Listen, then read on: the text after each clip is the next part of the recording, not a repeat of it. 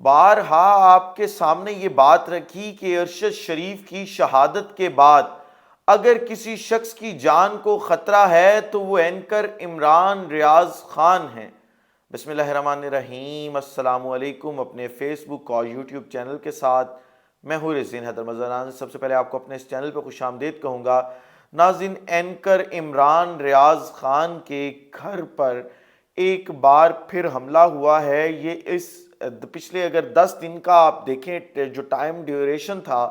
تو میں آپ کے ساتھ یہ خبر تیسری مرتبہ شیئر کر رہا ہوں کہ اینکر عمران ریاض خان کے اوپر جو ہے وہ حملہ کیا گیا ہے۔ اب یہ کیا تفصیلات ہیں اور جو عمران بھائی کے ساتھ میری گفتگو ہوئی ہے اس حملے کے بعد، انہوں نے مجھے کیا بتایا، یہ تمام چیزیں آپ کے سامنے رکھنی ہیں، لیکن اس سے پہلے 2-3 اور خبریں ہیں جو آپ تک پہنچانی ہیں۔ تحریک عدم اعتماد جو ہے وہ اب مکمل طور پر لانچ کرنے کی تیاری کر لی گئی ہے، اور آپ کو پتہ ہے کہ اس وقت آپ اگر جو ہیرارکی ہے ہمارے پاکستان کی، اس کے اندر 2 سے 4 جو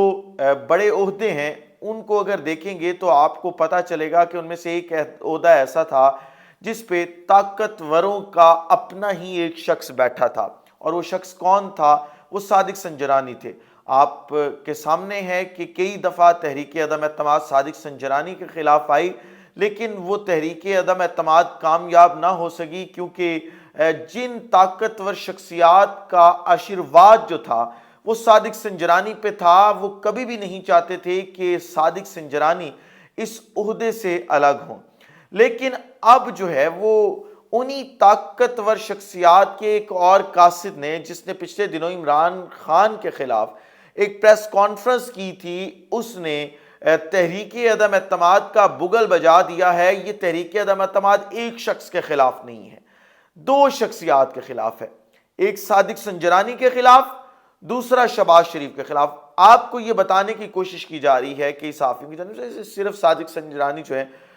ان کے خلاف یہ تحریک عدم اعتماد آئے گی، لیکن میں آپ کو بتا رہا ہوں کہ یہ ایک شخص کے خلاف نہیں بلکہ 2 شخصیات کے خلاف تحریک عدم اعتماد آ رہی ہے۔ اب جی فیصل واوڈا صاحب نے ٹویٹ کیا، اور انہوں نے اس ٹویٹ میں بتایا کہ تحریک عدم اعتماد کے حوالے سے کہ تحریک عدم اعتماد جو ہے وہ آ رہی ہے، اور انہوں نے صادق سنجرانی کو یہ کہا کہ میں نے آپ کو کہا تھا کہ عہدے ہمیشہ نہیں رہتے، عہدے آنے جانے والی چیز ہے، لیکن آپ کو یہ بات سمجھ نہیں آتی تھی، لہٰذا اب آپ کا وقت ختم ہوا۔ اس کا مطلب یہ تھا کہ ان طاقتور شخصیات کا ہی اپنا ہی ایک مہرہ جو تھا وہ اب اعلان جنگ یا بگل بجا رہا تھا کہ اب بس، اب صادق سنجرانی بھی مزید جو ہے وہ چیئرمین سینٹ نہیں رہیں گے۔ اور جب صادق سنجرانی جیسے شخص کے خلاف تحریک عدم اعتماد آ رہی ہے تو آپ سمجھ جائیں کہ معاملات بہت زیادہ جو ہیں وہ بگڑ چکے ہیں، اور اب کسی اور چیز کی گنجائش نہیں رہ گئی۔ یہ ہو سکتا ہے کہ طاقتور شخصیات یا صادق سنجرانی کی مرضی کے ساتھ یہ تحریک عدم اعتماد آ رہی ہو، یا حکومت کی یہ خواہش ہو کہ اس عہدے پہ ان کا کوئی اور شخص آنا چاہتا ہے، اس کے بدلے میں جو ہے وہ کوئی اور چیز جو ہے وہ دی جا سکتی ہے۔ لہٰذا صادق سنجرانی جو ہے وہ آپ دیکھیں گے کچھ ہی دن میں مزید چیئرمین سینٹ جو ہے وہ نہیں رہیں گے۔ اور پھر ساتھ ہی ساتھ عمران خان کے حوالے سے جو ہے وہ ایک پروپیگنڈا کیا جا رہا تھا گھڑی کے حوالے سے۔ میں نے کل رات ہی جو ہے وہ ایک ویڈیو کر کے، جب شزیب خانزادہ کا پروگرام چل رہا تھا، آپ کے سامنے تمام چیزیں واضح کر دی تھیں کہ یہ جو گھڑی والا موقف ہے یہ بالکل فلاپ ہے، اور آپ یہ دیکھیں کہ اس ملک کی تمام جو انویسٹیگیٹنگ اتھارٹیز ہیں انہوں نے مل کر ایک انویسٹیگیشن کی پچھلے 7 سے 8 ماہ میں عمران خان کے خلاف، اور گھوم گھما کے وہ جہاں سے بھی گھوم کے آتے تھے وہ اس گھڑی پہ آ کے رک جاتے تھے۔ اس کے علاوہ آپ کو کچھ نہیں ملا۔ آپ یہ بتا دیں کہ آپ نے اپنے کیسز ختم کروانے، عمران خان کے خلاف کیسز ڈھونڈوانے، اور کچھ تعیناتیوں کے علاوہ اب تک قوم کے لیے کیا کیا؟ جو آپ مہنگائی کا راگ الاپ کے آئے تھے، آپ نے قوم کو کون سا ریلیف دیا ہے؟ آپ جو قوم سے وعدہ کر کے آئے تھے کم از کم آپ کو وہ وعدہ پورا کرنا چاہیے تھا۔ لیکن اب جی جو یہ کمپنی ہے جس نے یہ گھڑی بنائی تھی، انہوں نے ایک ویڈیو بیان میں ہر چیز جو ہے وہ کھول کے رکھ دی ہے، اور انہوں نے کہا ہے کہ جو لوگ یہ کلیم کر رہے تھے کہ یہ دنیا کے اندر صرف ایک واحد پیس ہے، یہ جھوٹ ہے۔ کوئی بھی شخص جو اس کی قیمت ادا کر سکتا ہو وہ ہماری کمپنی کو قیمت ادا کر کے اس کے ساتھ کی گھڑی لے سکتا ہے، اور کمپنی نے صرف یہ ایک پیس نہیں بنایا تھا بلکہ یہ کئی پیسز ہیں اور کئی لوگ اس کو جو ہے وہ لے چکے ہیں۔ مطلب وہ شخص جس کو ٹی وی پہ بٹھایا گیا، پہلی بات تو یہ کہ اس کی گھڑی کی جو اوریجنلٹی ہے اس کے اوپر شک ہے، ڈاؤٹ ہے۔ اگر وہ اوریجنل ہے بھی صحیح تو عمران خان صاحب جو کہہ رہے ہیں کہ میں نے اسلام آباد کے اندر ایک شخص کو یہ گھڑی بیچی تھی، تو اس شخص نے کیسے دعویٰ کیا کہ عمران خان کے سے جو یہ گھڑی ہے وہ میں نے ڈائریکٹ خریدی اور اس کے پاس کوئی ایویڈنس ہی نہیں ہے؟ اور کمپنی آج دعویٰ کریے کہ دنیا کے اندر یہ صرف ایک گھڑی نہیں ہے، اس کے علاوہ اور بھی گھڑیاں موجود ہیں، یعنی وہ جو گھڑی والا بیانیہ تھا وہ بھی اب بے نقاب ہو چکا ہے، اور اس غبارے کے اندر جو ہوا بھرنے کی کوشش کی جا رہی تھی اس غبارے میں سے ہوا جو ہے وہ اب نکل چکی ہے۔ آخری ایک خبر اور اس کے بعد میں عمران بھائی کے حوالے سے آپ تک تفصیلات پہنچا دیتا ہوں۔ عمران ریاض خان نے ایک ویلاگ کیا تھا اور اس کے اندر انہوں نے میڈیا کو آڑے ہاتھوں لیا اور انہوں نے کہا کہ آپ جو نیوٹریلٹی کا ایک کانسیپٹ لے کے آتے ہیں، خاص طور پہ وہ جنگ اور میر شکیل الرحمان اور جیو کو کہہ رہے تھے، تو انہوں نے کہا کہ آپ کیسے نیوٹرل ہیں، اور جس طریقے سے اس وقت جنگ جیو گروپ صحافت کر رہا ہے، اس صحافت کے نام پہ ایک دھبا ہے۔ اس کے بعد انہوں نے آرمی چیف کے حوالے سے کچھ انکشافات کیے، اس کے اندر انہوں نے جنرل عاصم منیر کے حوالے سے بتایا کہ عاصم منیر کے حوالے سے راول پنڈی نہیں چاہتا کہ وہ آرمی چیف تعینات ہوں، بلکہ